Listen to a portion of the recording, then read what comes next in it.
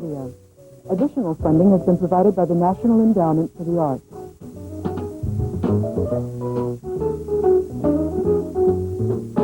Action! What's your vision of America?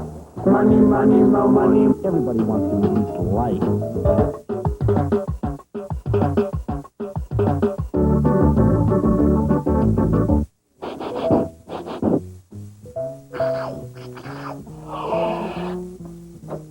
The first intelligent film about cannibalism. What are my options?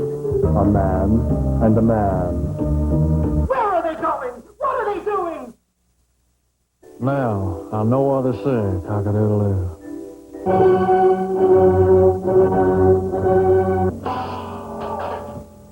Step into your morning coffee. Bye-bye.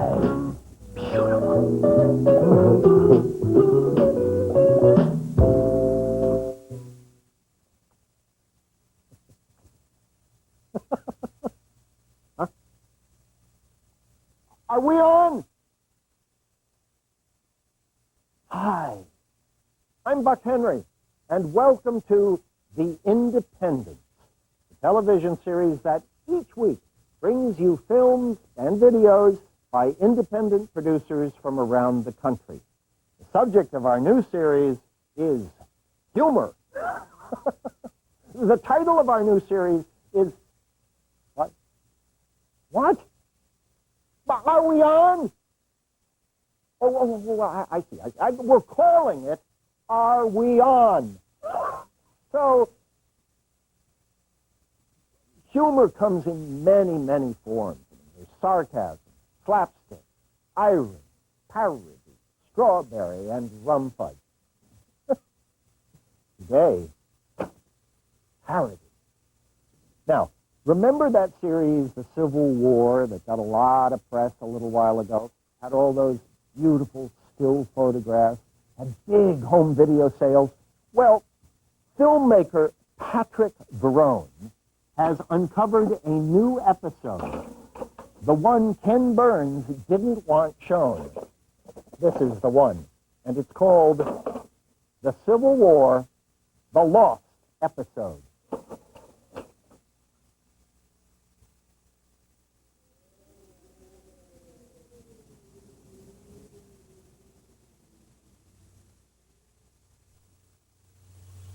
Truly, these are grave times. Daily, I see our brave men drag their crooked bodies and broken spirits through the muddy streets of Washington. It gives me pause to wonder if government by the people could perish from the earth. And if it did, would I be able to cash my last paycheck? Abraham Lincoln.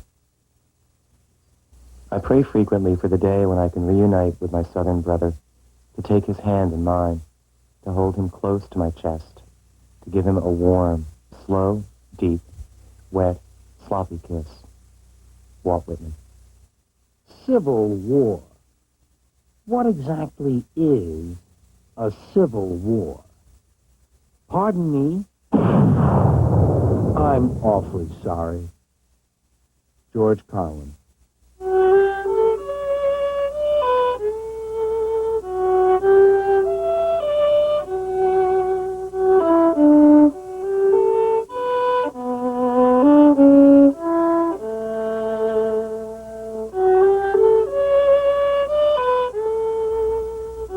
1863. In Italy, Garibaldi's rebels are nicknamed red shirts because of the sloppy way they eat spaghetti. In Russia, Tolstoy finishes a novel he calls War. He retitles it War and Peace after his editor makes him put a happy ending on it.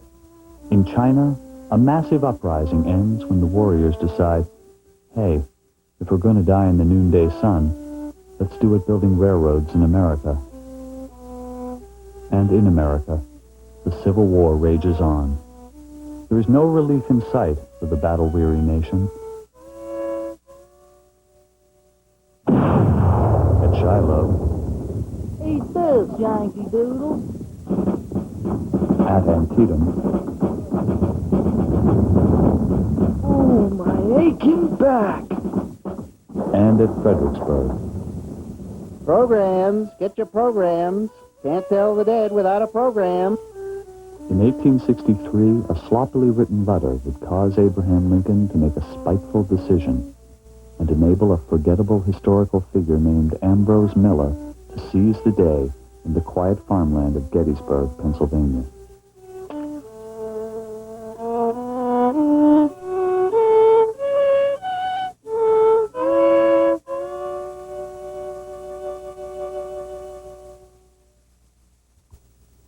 Around about this time, morale was mighty low.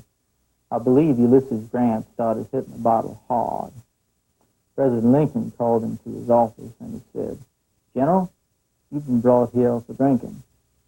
And Grant said, "Hot damn, I'll have a bourbon and branch water."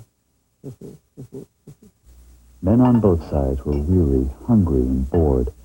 Some of them passed the time by cleaning their rifles. Some of them passed the time by burying the men who passed the time by cleaning their rifles. Troops from Boston read. Troops from Louisville drank. And troops from Malibu got bitchin' tans. Many of the soldiers spent their time writing letters to their mothers. It was their hope that these letters would one day be collected and auctioned at Christie's for thousands of dollars. Dear Mrs. Bodine, I am happy to report that your son Jethro is coming home. Unfortunately, I am sorry to report that he is enclosed. Best wishes, Corporal Josiah O'Reilly. By late spring, boredom had reached a peak. Men on both sides didn't know why they were fighting anymore. It has been said that the Battle of Bull Run was fought over the correct pronunciation of the word insurance. The war needed a turning point.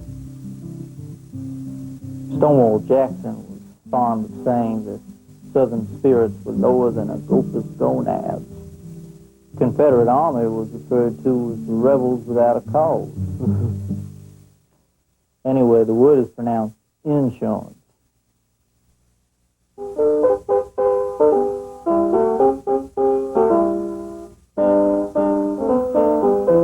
The fallout after Fredericksburg meant good news and bad news for the Union. The bad news was that General Winthrop House, who led his 7th Cavalry of Secaucus to a shameful defeat at Fredericksburg, had set the Union effort back by several months. The good news was that House had been mortally wounded in the battle, and he would never do it again. On his deathbed, he dictated a letter to President Lincoln. Request from the 7th Secaucus. Running out of food, running out of ammo, running out of ink. Mr. President, we need your assistance. Winthrop House. Unfortunately for House, the ink ran out too soon. When Lincoln got the letter, it said, Mr. President, we need your ass. The president debated long and hard about House's request. I can scarcely think but wonder, as I sit on the crossroads of history, has any man's ass been in such dire demand? Abraham Lincoln. In no time, Lincoln's ass was a hot topic of national debate, and soon he was the butt of every joke in America. To save face, Lincoln and his ass went into hiding. Then, in May of 1863, the president made a momentous decision. An ass they want, an ass they'll get. Abraham Lincoln. And with that, Lincoln sent for Lieutenant Ambrose B. Miller and permanently altered the course of history.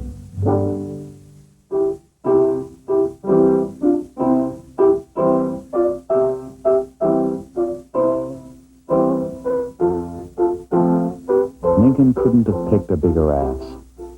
Ambrose Beauregard Miller was an absolute insult to the Army. He drank, he caroused, and he had B.O. Ambrose Miller was quite a ladies' man. In fact, he told me he joined West Point because he thought it would be a good way to meet women.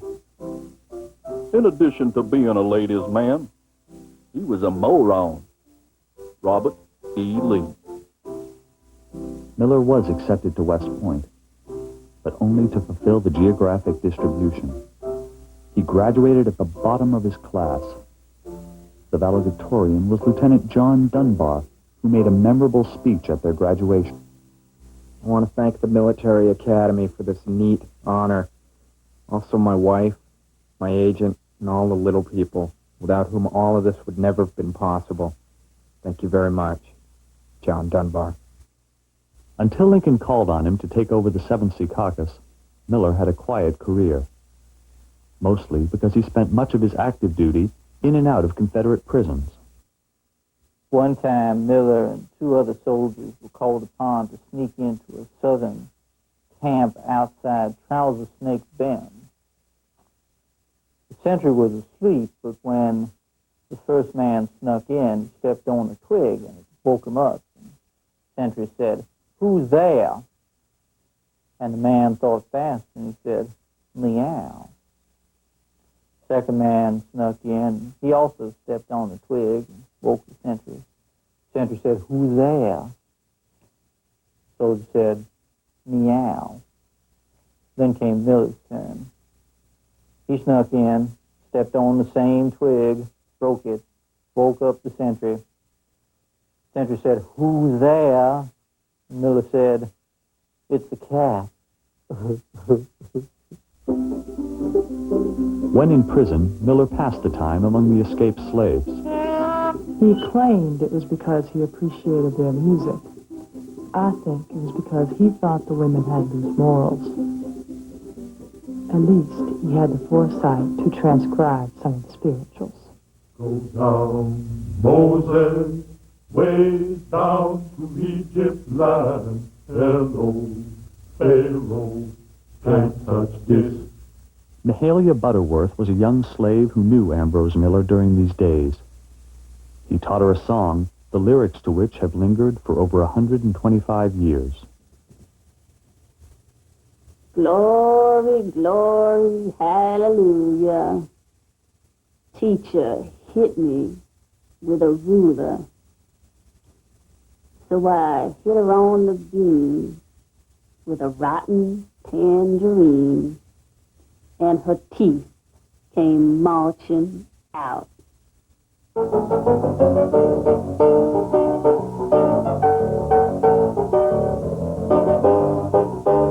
Miller was released from prison as part of a prisoner exchange program. It was an even swap. Miller for 155 pounds of potting soil. Lincoln immediately sent Miller to the 7th Secaucus as punishment for General Howe's presumed insolence. What the president didn't realize was that after the discouragement and disappointment of Fredericksburg, Miller was exactly what these men needed. Dear Ma, we have little food. Our medical supplies have run out. We have holes in our shoes and socks. But our new commander has improved our morale 100 percent. Private Nathan Johnson. Sergeant Ted Phillips. In no time, Miller turned the 7th from common louts into foul-smelling, randy, drunken louts. Hooray! While Union General Joseph Hooker and his men marched through Pennsylvania looking for supplies, Lieutenant Miller and his men stumbled through the region looking for women. Neither knew what they were about to find. Southern forces under General Lee had a large garrison of men looking for shoes outside Gettysburg. Hooker knew they were there, but he didn't know about Miller's men. Obviously, he was not standing downwind from them. We have come face to face with the enemy. Most of the men are taking it well.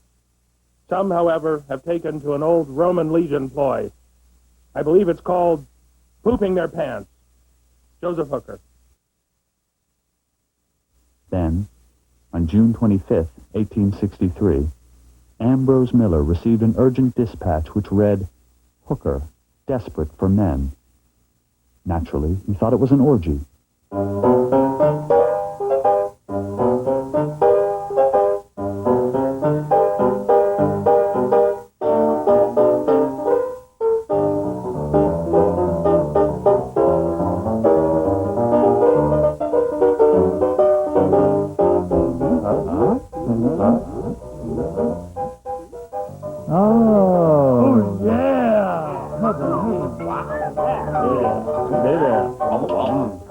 A soldier came up to me today and said, "Excuse me, madam, we're looking for intercourse."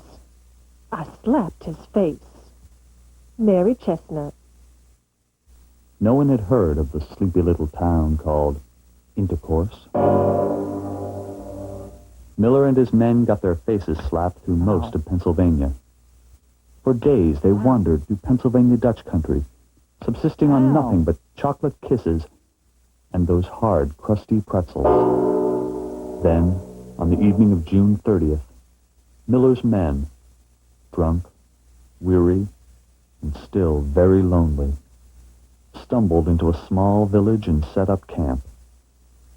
Little did they realize that the next day they would earn their wrongful place in history.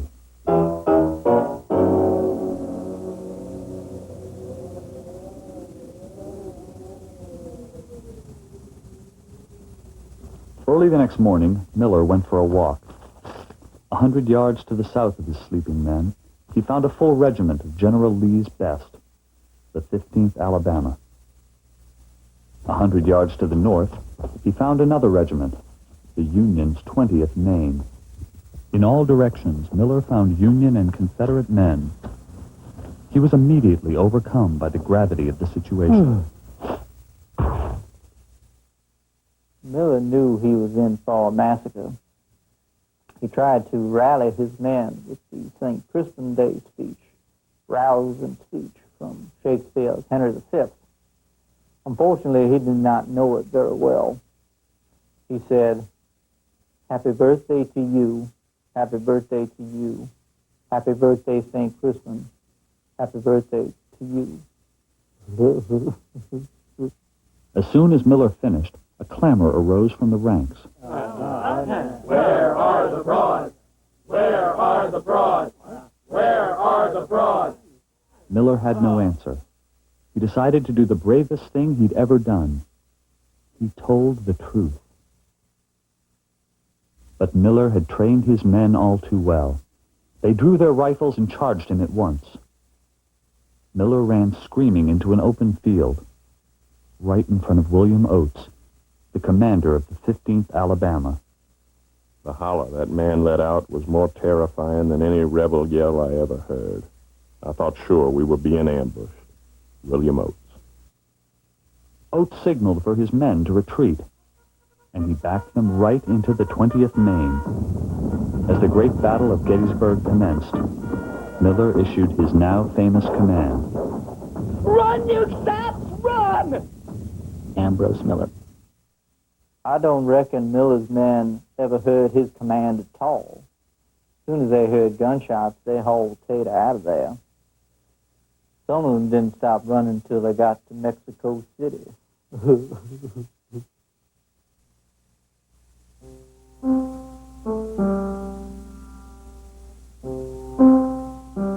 General Lee's men never penetrated north again. Gettysburg proved to be the turning point. Within 2 years, the Civil War was over.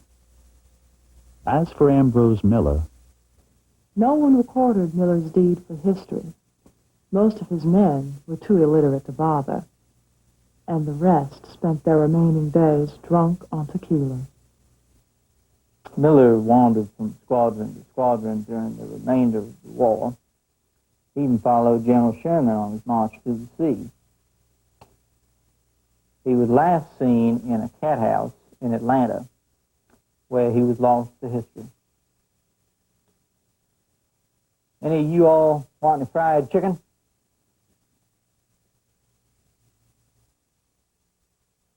If I told Miller once, I told him 100 times. Don't smoke in bed. Captain Rhett Butler.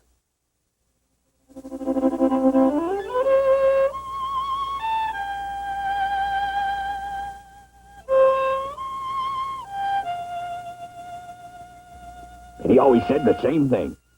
Frankly, my dear, I don't give a damn.